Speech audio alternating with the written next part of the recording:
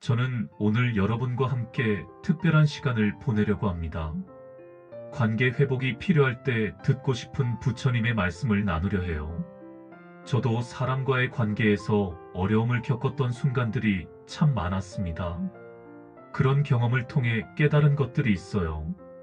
이 영상을 보시는 지금 이 순간, 여러분의 마음이 조금이라도 편안해지길 바라는 마음으로 시작하겠습니다. 혹시 마음이 무거우신가요? 괜찮습니다. 저희가 함께 걸어가 보죠. 요즘 저희는 관계 때문에 마음이 불편한 날을 자주 맞닥뜨리죠. 저 역시 마찬가지였습니다. 가까운 가족과의 작은 오해, 친구와의 다툼, 연인과의 감정적 충돌, 직장 동료와의 미묘한 갈등들. 이런 것들이 하루를 무겁게 만들어요. 어느 날 아침에 일어났는데 왠지 모르게 마음 이곳저곳이 얼어붙은 듯한 기분이 들었던 적 있으신가요? 저는 그런 순간을 여러 번 경험했습니다. 그때 저는 깨달았어요. 이것은 분명 관계에 균열이 다가오고 있다는 신호라는 걸 말이죠. 사소한 말 한마디가 마음의 가시처럼 박혀서 며칠을 괴롭히기도 하고요. 상대방의 표정 하나, 톤 하나가 계속 머릿속을 맴돌기도 합니다. 밤에 잠자리에 누워서도 그 상황이 떠올라 잠이 오지 않았던 경험들. 이런 감정들이 쌓이면 관계는 점점 멀어져 가죠. 하지만 포기하기에는 너무 소중한 사람들이었습니다. 그래서 저는 해답을 찾기 시작했어요. 어떻게 하면 다시 마음을 열 수 있을까? 어떻게 하면 관계를 회복할 수 있을까 하고요. 그 과정에서 만난 것이 바로 부처님의 지혜로운 말씀들이었습니다. 그 말씀들이 제게 큰 위로와 해답을 주었어요. 사실 처음에는 의구심도 들었습니다. 이런 정신적인 이야기들이 실제 관계 문제에 도움이 될까 싶었거든요. 하지만 시간이 지날수록 실감하게 되었어요. 진정한 관계 회복은 기술이나 방법론으로만 되는 게 아니라는 것을요. 마음 깊은 곳에서부터 변화가 일어나야 한다는 것을 말이죠. 관계에서 상처받은 경험은 누구에게나 있습니다. 믿었던 사람에게 배신당한 느낌, 사랑한다고 생각했던 사람에게 무시당한 기분, 소중히 여겼던 관계가 하루아침에 무너져버린 허탈감. 이런 감정들을 경험하지 않은 사람은 아마 없을 거예요. 그런데 신기한 건 이런 아픔을 겪고 나서야 진정한 관계의 의미를 알게 된다는 거였습니다. 표면적인 만남과 진정한 만남의 차이를 깨닫게 되고 얕은 소통과 깊은 소통이 무엇인지 구별할 수 있게 되더라고요. 저는 여러 관계에서 실패를 경험했습니다.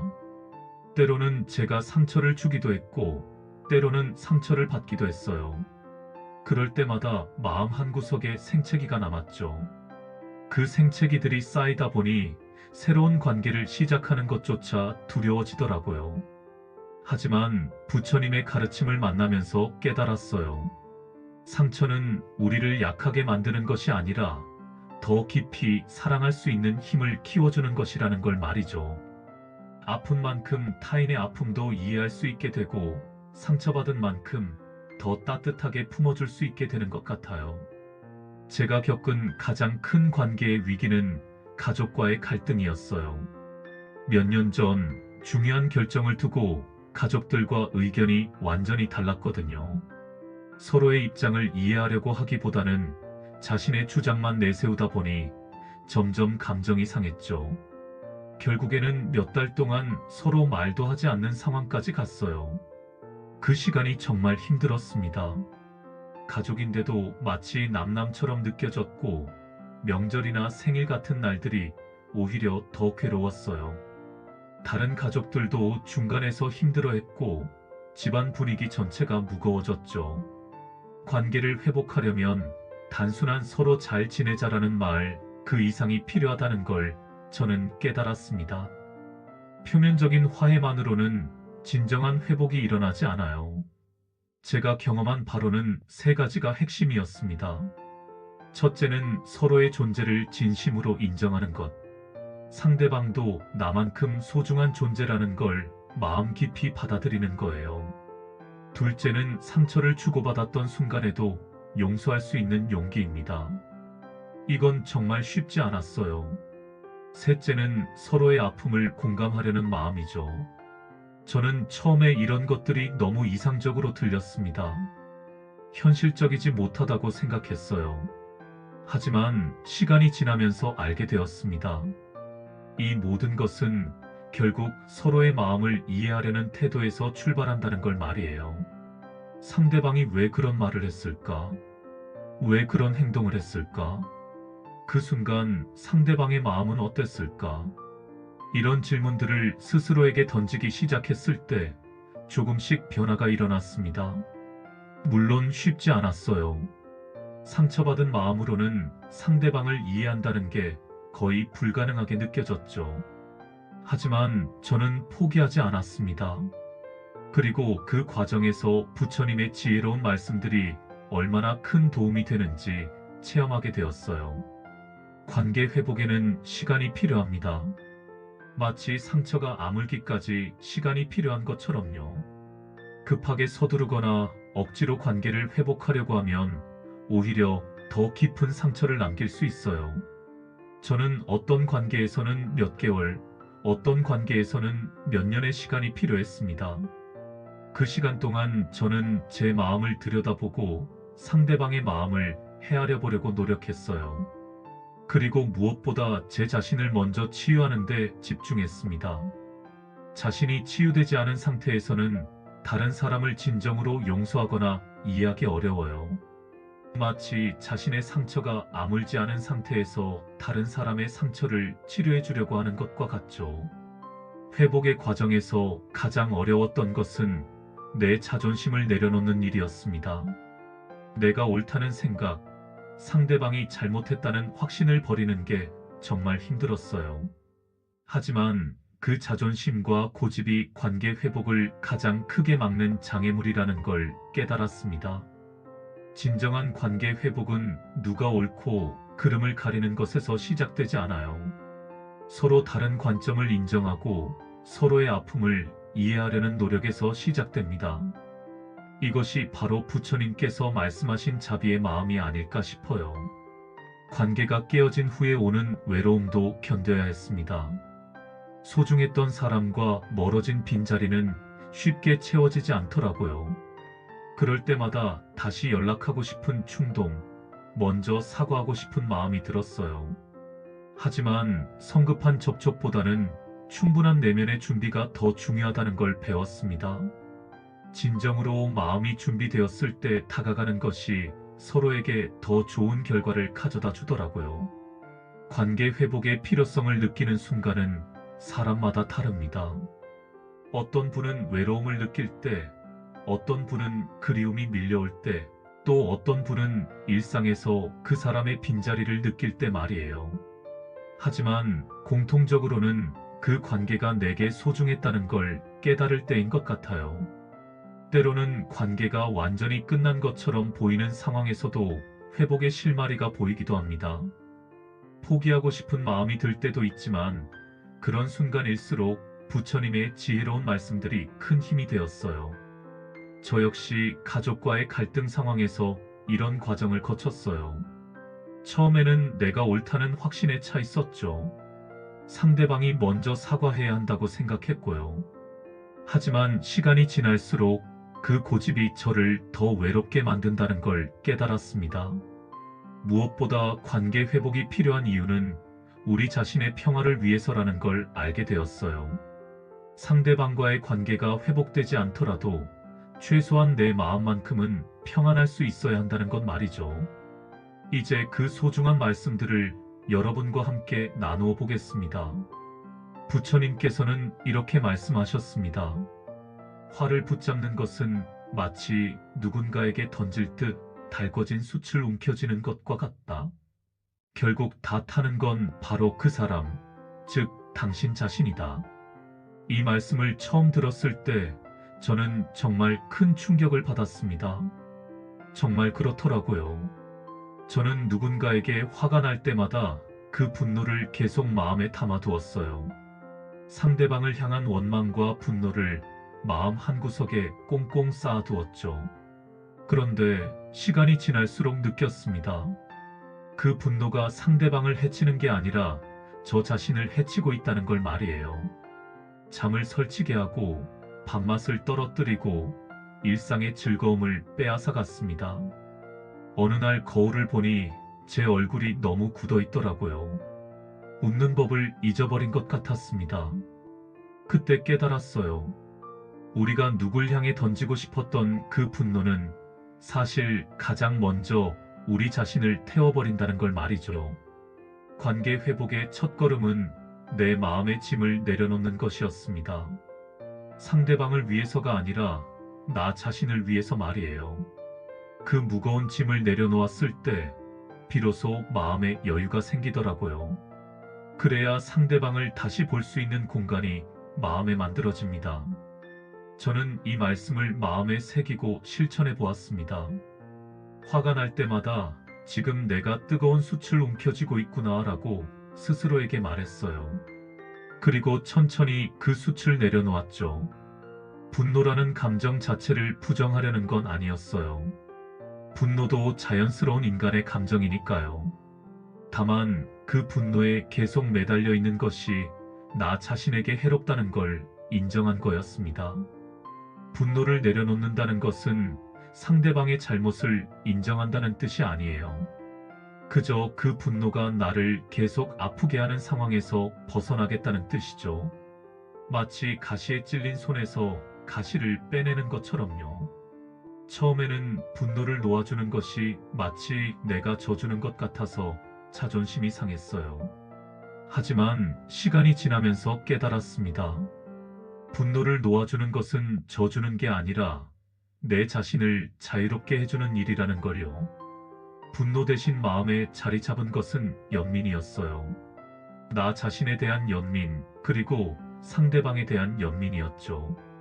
우리 모두 완벽하지 않은 존재이고 실수할 수밖에 없는 인간이라는 걸 받아들이게 되었어요. 이렇게 마음이 바뀌니까 상황을 보는 눈도 달라졌습니다. 상대방의 행동을 단순히 나에 대한 공격으로만 보지 않고 그 사람 나름의 사정이나 아픔의 표현일 수도 있겠다는 생각을 하게 되었어요. 분노를 내려놓는 연습을 계속하다 보니 점점 화가 나는 상황 자체가 줄어들었어요. 마음이 평온해지니까 작은 일에 쉽게 동요하지 않게 되더라고요. 그리고 설령 화가 나더라도 금방 가라앉힐 수 있게 되었습니다. 실제로 저는 가족과의 갈등 상황에서도 이 말씀이 큰 도움이 되었어요. 처음에는 상대방의 말 한마디 한마디가 화가 나서 며칠씩 그 분노를 마음에 담아두곤 했거든요. 하지만 뜨거운 숯을 움켜쥐고 있다는 부처님의 비유를 떠올리며 조금씩 그 분노를 내려놓을 수 있게 되었습니다. 또 이런 말씀도 있습니다. 미움으로 미움을 없앨 수는 없다. 오직 미움이 없는 것으로만 미움이 사라진다. 처음에는 이 말씀이 이해되지 않았어요. 상대방이 저에게 상처를 주었는데 어떻게 미움 없이 대할 수 있을까 싶었죠. 복수하고 싶은 마음, 똑같이 아프게 해주고 싶은 마음이 들 때도 많았거든요. 하지만 시간이 지나면서 알게 되었습니다. 미움으로 미움에 맞서면 미움만 더 커진다는 걸 말이에요. 제가 상대방을 미워하면 상대방도 저를 더 미워하게 됩니다. 그렇게 미움의 악순환이 계속되죠. 저는 다른 방법을 시도해 보기로 했습니다. 관계를 회복하고 싶다면 미움을 억누르기보다 그 위에 자비와 이해의 마음을 쌓아야 한다는 걸 배웠어요. 무언가를 억지로 누르기보다는 그 위에 따뜻함을 더하는 거죠. 쉽지 않았습니다. 처음에는 억지스러웠어요. 하지만 조금씩 연습해 나갔습니다. 상대방이 왜 그랬을까를 생각해보고 그 사람도 힘들었을 거라는 마음을 가져보려 노력했죠. 어느 날부터는 신기한 변화가 일어났습니다. 제 마음이 조금씩 부드러워지더라고요. 그러니까 상대방도 조금씩 마음을 열기 시작했어요. 미움으로는 얻을 수 없었던 변화가 자비로운 마음에서 시작되었습니다. 이 말씀은 제게 관계 회복의 진정한 비밀을 가르쳐 주었어요. 상대방을 바꾸려 하지 말고 먼저 내 마음을 바꾸라는 건 말이죠. 미움이 없는 마음이라고 해서 무조건 착한 마음만을 뜻하는 건 아니에요. 때로는 단호해야 할 때도 있고 선을 그어야 할 때도 있죠. 하지만 그럴 때도 마음 깊은 곳에서는 상대방에 대한 기본적인 존중과 연민을 잃지 않는 것이 중요해요. 미움이 없는 마음은 오히려 더 명확하게 상황을 볼 수 있게 해줍니다. 감정에 휘둘리지 않으니까 더 현명한 판단을 할 수 있게 되죠. 어떻게 접근해야 할지, 언제 거리를 둬야 할지, 언제 다가가야 할지를 더 잘 알 수 있어요. 자비로운 마음이 약한 마음을 의미하는 것도 아닙니다. 오히려 더 강한 마음이에요. 상처받았음에도 불구하고 사랑할 수 있는 힘, 배신당했음에도 불구하고 다시 믿을 수 있는 용기가 바로 자비로운 마음에서 나오는 거라고 생각해요. 이런 마음을 기를 수 있었던 것은 무엇보다도 저 자신에게 먼저 자비를 베풀었기 때문이었어요. 제 실수와 부족함을 용서하고 받아들였을 때 비로소 다른 사람의 실수와 부족함도 이해할 수 있게 되었거든요. 자비로운 마음을 기르는 연습을 계속하다 보니 점점 다른 사람들의 좋은 면이 더 잘 보이게 되었어요. 예전에는 단점만 보였던 사람도 다른 각도에서 바라보니 장점이 보이더라고요. 그러면 자연스럽게 그 사람에 대한 마음도 부드러워졌습니다. 제가 경험한 가족과의 갈등에서도 이 말씀이 결정적인 역할을 했어요. 처음에는 상대방의 완고함에 맞서 저도 더 완고하게 나갔거든요. 하지만 그럴수록 관계는 더 악화되었죠. 그때 이 말씀을 떠올리며 먼저 제 마음부터 부드럽게 만들어 보기로 했어요. 상대방의 입장에서 생각해보니 그 사람도 나름의 걱정과 두려움이 있었구나 하는 생각이 들었어요. 그렇게 이해의 마음을 갖기 시작하니까 상대방도 조금씩 마음의 문을 열기 시작했습니다. 이런 말씀도 있죠. 용서하고 자유로워지십시오. 용서한 사실조차 잊는다면 더 깊은 자유를 얻을 수 있습니다. 용서라는 단어를 들으면 많은 분들이 부담스러워 하실 것 같아요. 저도 그랬거든요. 용서한다는 게 상대방의 잘못을 인정해 주는 것처럼 느껴졌어요. 억울함을 참아야 하는 것 같기도 하고요. 하지만 진정한 용서는 그런 게 아니더라고요. 용서는 단지 사건을 잊는 것도 아니고 상대방의 행동을 정당화하는 것도 아니었습니다. 용서는 나를 얽어매고 있었던 감정에서 해방되는 길이었어요. 제가 누군가를 용서하지 못하고 있을 때 사실 가장 고통받는 사람은 저였습니다. 그 사람은 일상을 살아가는데 저만 계속 그 일로 괴로워하고 있었죠. 마치 제가 스스로를 감옥에 가두고 있는 것 같았어요. 용서를 하고 나니까 정말 자유로워졌습니다. 그 사람에 대한 생각이 저를 지배하지 않게 되었어요. 그 일로 인한 감정의 무게에서 벗어날 수 있었죠. 더 놀라운 것은 다음 단계였습니다. 용서한 사실조차 잊게 되었을 때 말이에요. 처음에는 내가 이 사람을 용서했다는 생각도 계속했거든요. 그런데 시간이 지나니까 그런 생각조차 하지 않게 되더라고요. 그냥 자연스럽게 그 사람을 대할 수 있게 되었습니다. 진정한 자유는 용서 이후에도 계속 이어집니다. 과거의 상처에 발목 잡히지 않고 현재를 온전히 살 수 있게 되는 거죠. 용서의 과정은 단계별로 이루어졌어요. 처음에는 용서하겠다는 결심을 하는 것부터 시작했습니다. 마음으로는 아직 용서가 안 되어도 용서하겠다는 의지를 다지는 거였어요. 그 다음에는 상대방의 입장에서 생각해 보려고 노력했습니다. 그 사람도 나름의 사정이 있었을 거라는 생각을 해보는 거죠. 완전히 이해되지는 않아도 이해하려는 노력을 하는 것만으로도 마음이 조금씩 부드러워졌어요. 마지막 단계는 그 사람의 행복을 진심으로 바랄 수 있게 되는 것이었습니다. 이건 정말 시간이 많이 걸렸어요. 하지만 어느 순간 그 사람이 행복했으면 좋겠다는 마음이 자연스럽게 들더라고요. 용서는 한 번에 끝나는 것이 아니었습니다. 때로는 그 일이 다시 떠오르면서 화가 날 때도 있었어요. 그럴 때마다 다시 용서하기로 선택했습니다. 용서는 일회성 결정이 아니라 지속적인 선택이라는 걸 깨달았어요. 용서 과정에서 가장 중요했던 것은 저 자신을 먼저 용서하는 것이었어요. 제가 완벽하지 않다는 것, 저도 실수를 할 수 있다는 것을 받아들이니까 다른 사람의 실수도 더 쉽게 이해할 수 있게 되었습니다. 또한 용서한다고 해서 그 사람과 반드시 예전처럼 가까운 관계를 유지해야 한다는 건 아니라는 것도 깨달았어요.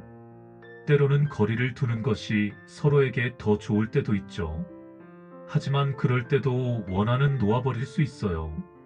제가 경험한 가장 어려웠던 용서는 오랜 친구와의 관계에서였어요. 그 친구가 어려운 시기에 저를 외면했을 때 정말 큰 상처를 받았거든요. 몇 년 동안 그 일이 마음에 걸려서 그 친구 생각만 하면 가슴이 답답해졌어요. 하지만 부처님의 이 말씀을 떠올리며 조금씩 용서해 나갔어요. 그 친구도 당시에 자신만의 어려움이 있었을 거라는 생각을 하게 되었고, 결국에는 그 친구의 행복을 진심으로 바랄 수 있게 되었습니다. 그러니까 제 마음도 정말 자유로워졌어요. 마지막으로 한 말씀 더 드릴게요. 원한이 없는 사람만이 진정한 평화를 찾을 수 있다.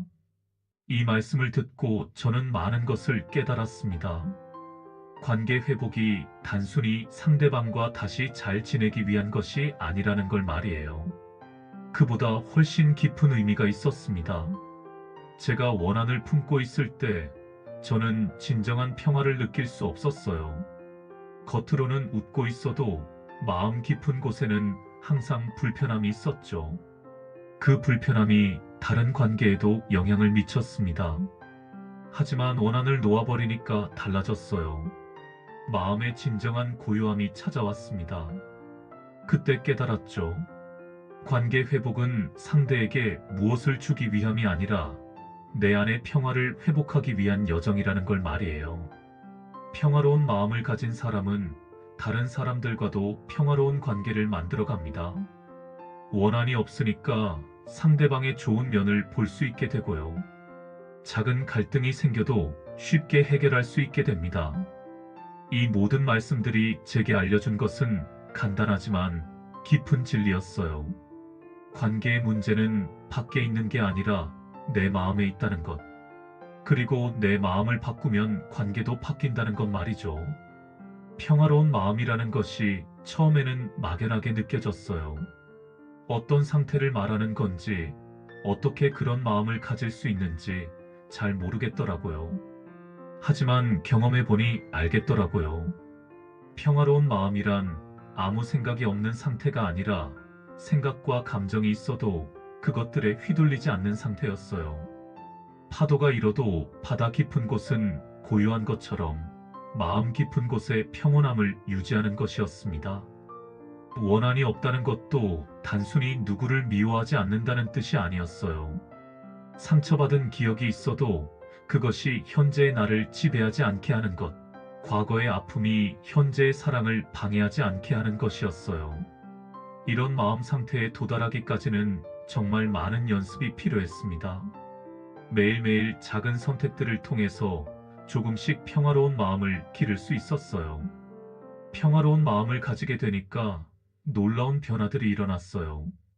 작은 일에 쉽게 화내지 않게 되었고, 다른 사람들의 말과 행동을 더 너그럽게 받아들일 수 있게 되었습니다. 무엇보다 제 자신이 더 행복해졌어요. 그리고 이런 평화로운 마음이 주변 사람들에게도 전해지는 걸 느꼈어요. 제가 평온해지니까 가족들도 친구들도 저와 있을 때 더 편안해 하더라고요. 평화는 혼자만의 것이 아니라 함께 나누는 것이라는 걸 깨달았습니다. 이제 이런 지혜로운 말씀들을 어떻게 실생활에 적용할 수 있는지 말씀드려 보겠습니다. 저도 처음에는 막막했거든요. 좋은 말씀인 건 알겠는데 어떻게 실천해야 할지 몰랐어요. 첫 번째는 감정 인식의 시간입니다. 저는 매일 조용한 시간을 만들어서 제 마음을 들여다보았어요. 조용히 눈을 감고 나는 지금 어떤 감정을 느끼고 있는가 하고 마음속으로 물어보았죠. 처음에는 복잡하더라고요. 분노일 수도 있고 슬픔일 수도 있고 원망일 수도 있었어요. 때로는 여러 감정이 한꺼번에 올라오기도 했고요. 하지만 그 감정들을 있는 그대로 인정했습니다. 아, 지금 내가 화가 나 있구나. 슬프구나. 원망스럽구나 하고 받아들였어요. 이렇게 감정을 인식하는 것만으로도 마음이 조금씩 정리되더라고요. 감정에 휘둘리지 않고 그 감정을 바라볼 수 있게 되었죠. 감정을 인식할 때 중요한 건 판단하지 않는 것이었어요. 이런 감정을 느끼는 내가 나쁘다거나 잘못되었다고 생각하지 않으려고 했어요. 감정은 그냥 감정일 뿐이니까요. 좋은 감정도 나쁜 감정도 없다는 마음으로 받아들였습니다. 매일 이런 시간을 가지다 보니 점점 제 마음의 패턴을 알게 되었어요. 어떤 상황에서 어떤 감정이 올라오는지, 어떤 생각이 어떤 기분을 만들어내는지 말이죠. 이렇게 자신을 이해하게 되니까 감정을 조절하는 것도 훨씬 쉬워졌어요. 두 번째는 자비 명상입니다. 메타 명상이라고도 하는데요. 저는 이걸 정말 많이 했습니다. 먼저 스스로에게 자비의 마음을 보냈어요. 내가 아무리 부족해도 괜찮다. 내가 실수를 해도 괜찮다.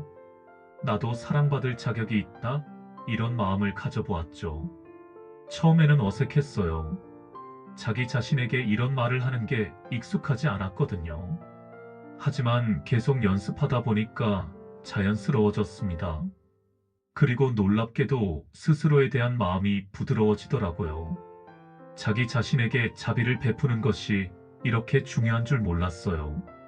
자기 자신을 사랑하지 못하면 다른 사람을 진정으로 사랑하기도 어렵다는 걸 깨달았습니다. 자기 자신을 용서하지 못하면 다른 사람을 용서하기도 힘들고요. 그 다음에는 관계 속 상대에게도 같은 마음을 보내보았습니다. 너도 힘들었을 거야. 너도 완벽하지 않아도 괜찮아. 너도 사랑받을 자격이 있어. 이렇게 말이에요. 이건 더 어려웠지만 시간을 두고 천천히 해나갔어요. 상대방에게 자비의 마음을 보낼 때는 억지로 하지 않으려고 했어요. 진심이 아닌 상태에서 억지로 좋은 마음을 가지려고 하면 오히려 마음이 더 복잡해지더라고요. 자연스럽게 그런 마음이 들 때까지 기다리면서 조금씩 연습했습니다. 세 번째는 마음으로 쓰는 문장입니다. 저는 종이에 천천히 써보았어요. 나는 그를 용서한다. 그리고 그 자유를 나에게 선물한다. 한 글자 한 글자 적을 때마다 마음이 조금씩 풀리는 걸 느꼈습니다. 글씨를 쓰는 동안에는 오직 그 문장에만 집중했어요. 마음을 담아서 천천히 썼죠. 그러면 신기하게도 그 말이 제 마음에 새겨지는 느낌이 들었어요. 때로는 같은 문장을 여러 번 써보기도 했어요. 처음 쓸 때와 10번째 쓸 때의 느낌이 다르더라고요. 반복할수록 그 의미가 더 깊이 와 닿았습니다. 네 번째는 감사일기 쓰기였어요. 매일 잠들기 전에 그날 있었던 좋은 일들, 감사한 일들을 3가지씩 적어보았습니다. 처음에는 큰 일들만 생각났는데 시간이 지나니까 아주 작은 일들도 감사하게 느껴지더라고요. 이렇게 감사한 마음을 기르다 보니 자연스럽게 긍정적인 시각을 갖게 되었어요. 같은 상황도 다른 관점에서 볼 수 있게 되었고 상대방의 좋은 면도 더 잘 보이게 되었습니다. 5번째는 일상 속에서의 작은 실천들이었어요. 엘리베이터에서 만난 사람에게 미소 짓기, 길에서 마주친 강아지에게 눈 맞추기, 카페에서 음료를 받을 때 고맙다는 말 진심으로 하기. 이런 작은 것들이 마음을 따뜻하게 만들어주더라고요. 관계 회복을 위해서 거창한 일을 해야 한다고 생각했는데 실제로는 이런 작은 실천들이 더 큰 변화를 가져다 주었어요. 마음이 따뜻해지니까 자연스럽게 다른 사람들을 대하는 태도도 달라졌습니다. 6번째는 상대방의 관점에서 생각해 보기였어요. 그 사람이 왜 그런 말을 했을까? 왜 그런 행동을 했을까를 상상해 보는 거였죠. 물론 정확히 알 수는 없지만 이해하려는 노력 자체가 마음을 부드럽게 만들어 주었어요. 상대방도 나름의 사정이 있었을 거라는 생각을 하게 되니까 그 사람에 대한 원망이나 분노가 조금씩 줄어들었습니다.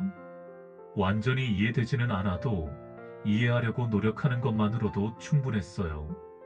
7번째는 호흡에 집중하는 연습이었어요. 화가 나거나 마음이 어수선할 때 깊게 호흡하면서 마음을 진정시키는 거였죠. 들이마실 때는 좋은 에너지를, 내쉴 때는 나쁜 감정을 내보낸다고 생각하며 호흡했어요. 이런 간단한 호흡법도 정말 효과가 있더라고요. 몇 분만 집중해서 호흡해도 마음이 많이 안정되었습니다. 이제 약 5분에서 10분 정도 함께 호흡 명상을 해볼게요. 편안한 자세로 앉아주세요. 눈을 부드럽게 감아주시고요. 먼저 자연스럽게 숨을 쉬어보세요. 억지로 조절하려 하지 마시고 그냥 자연스럽게 들어오고 나가는 숨을 느껴보세요. 숨이 코를 통해 들어오는 느낌, 폐가 부풀어 오르는 느낌, 그리고 다시 숨이 나가는 느낌을 천천히 관찰해보세요. 다른 생각이 떠올라도 괜찮아요. 그냥 다시 호흡으로 돌아오면 됩니다. 이제 숨을 들이마실 때 용서라는 단어를 마음속으로 떠올려 보세요. 숨을 내쉴 때는 평화를 마음속으로 읊조려 보세요. 용서를 들이마시고 평화를 내뿜는 거예요. 천천히 해보세요. 들숨의 용서, 날숨의 평화. 들숨의 용서, 날숨의 평화. 용서라는 말이 마음에 닿는 느낌을 받아들여 보세요. 용서가 나를 자유롭게 한다는 것을 느껴보세요. 평화라는 말과 함께 마음이 고요해지는 것을 경험해 보세요. 이제 조금 더 깊은 차원으로 들어가 볼게요. 마음속으로 이런 문장을 떠올려 보세요. 내 마음도 다쳤고 그 마음도 다쳤을 거야. 이 문장을 천천히 마음에 새겨보세요. 우리는 모두 상처받기 쉬운 존재입니다. 나도 완벽하지 않고 상대방도 완벽하지 않아요. 그래서 때로는 서로에게 상처를 주고받기도 하죠. 하지만 그것이 우리의 본질은 아닙니다. 계속 호흡하면서 이 따뜻한 공감의 마음을 느껴보세요. 내 마음의 아픔도 인정하고 상대방의 아픔도 인정하는 마음. 이런 마음이 우리를 서로 연결해 줍니다. 이제 조금 더 구체적으로 해보겠어요. 마음속으로 관계를 회복하고 싶은 그 사람을 떠올려 보세요. 그 사람의 얼굴을 마음속에 그려보세요. 처음에는 불편한 감정이 올라올 수도 있어요. 그래도 괜찮습니다. 그 감정도 있는 그대로 받아들여 주세요. 판단하지 말고 그냥 느껴보세요. 이제 그 사람에게 이런 말을 건네보세요. 너도 행복했으면 좋겠어. 너도 평화로웠으면 좋겠어. 처음에는 어색할 수 있어요. 억지스럽게 느껴질 수도 있고요. 하지만 계속 해보세요. 진심이 아니어도 괜찮아요. 일단 그 말을 마음속으로 해보는 것만으로도 의미가 있어요. 시간이 지나면서 조금씩 진심이 되어갈 거예요. 이 순간 여러분의 내면 깊은 곳에서부터 조금씩 평화가 내려오는 것을 느낄 수 있을 거예요.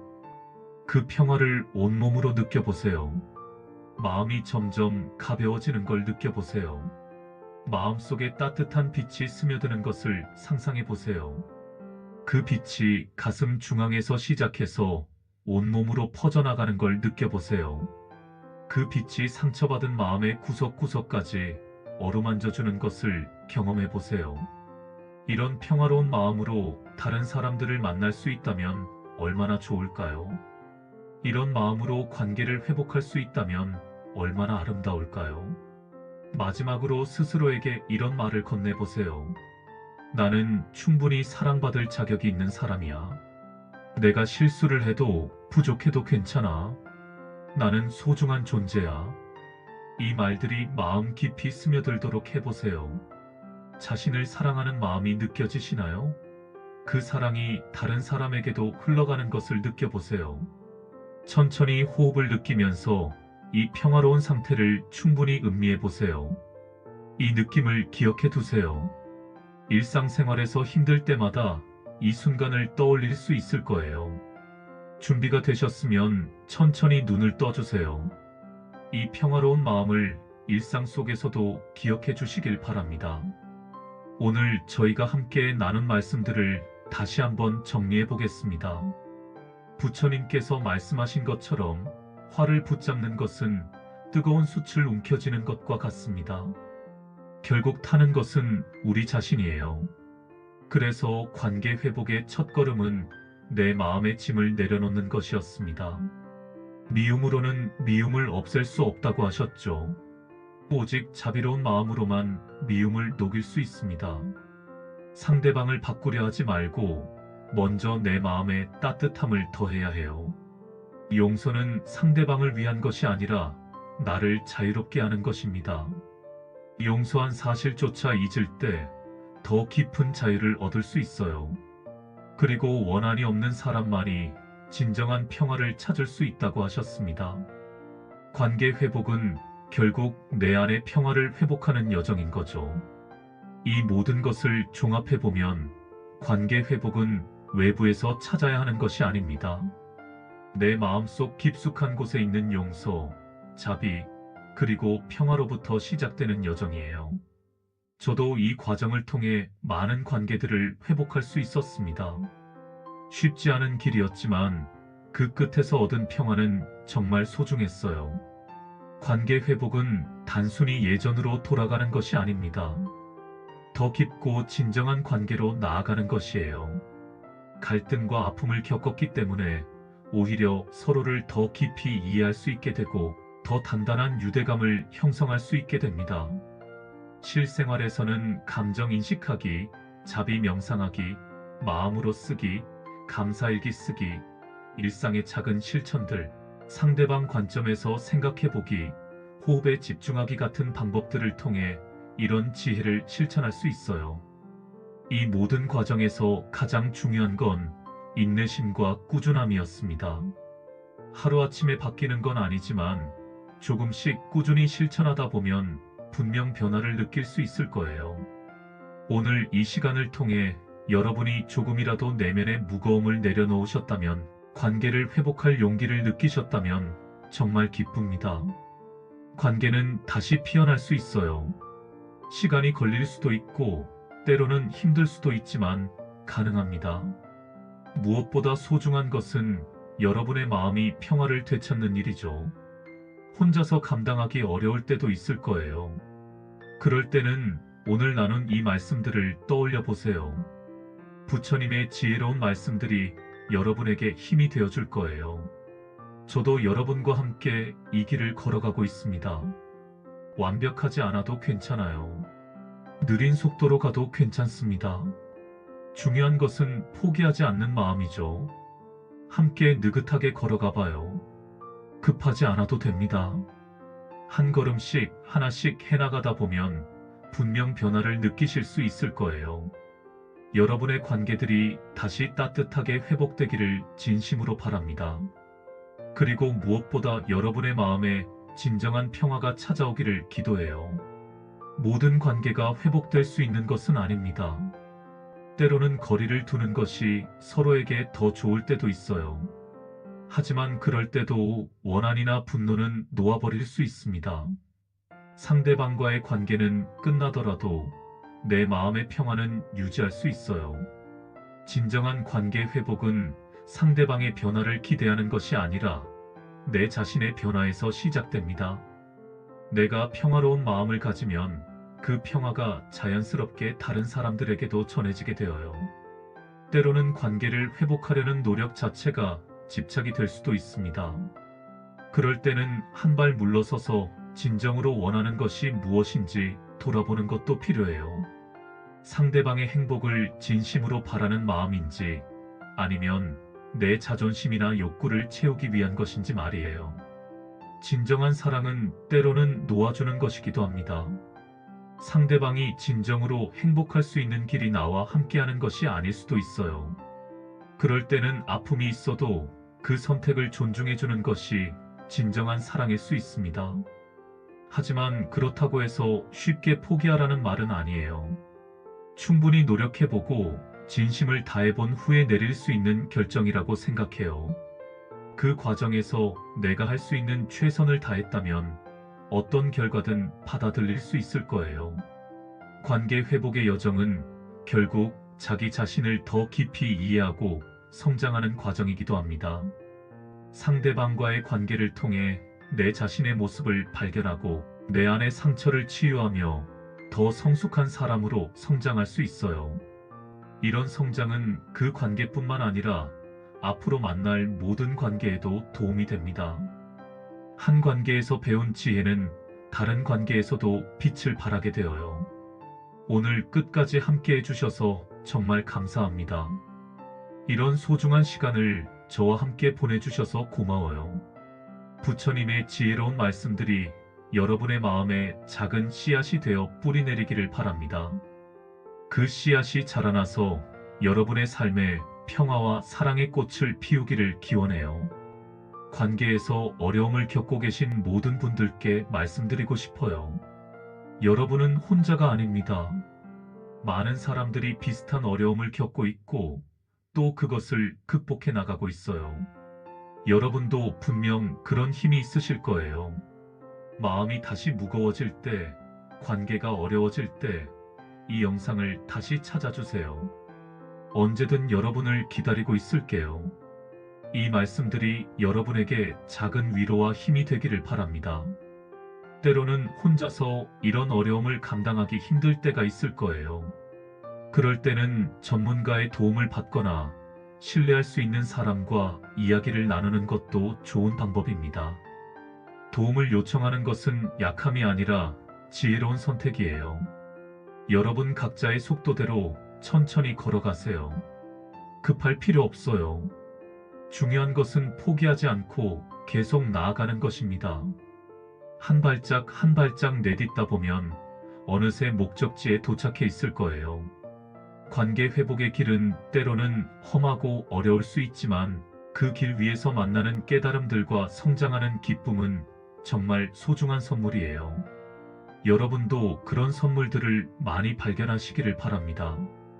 오늘 나눈 이야기들이 여러분의 일상 속에서 작은 변화를 만들어내기를 희망합니다. 말 한마디를 더 따뜻하게 건네는 것, 상대방의 말을 더 깊이 들어주는 것, 작은 감사함을 표현하는 것, 이런 작은 실천들이 모여서 큰 변화를 만들어낼 거예요. 여러분의 모든 관계가 사랑과 이해로 가득 차기를 바랍니다.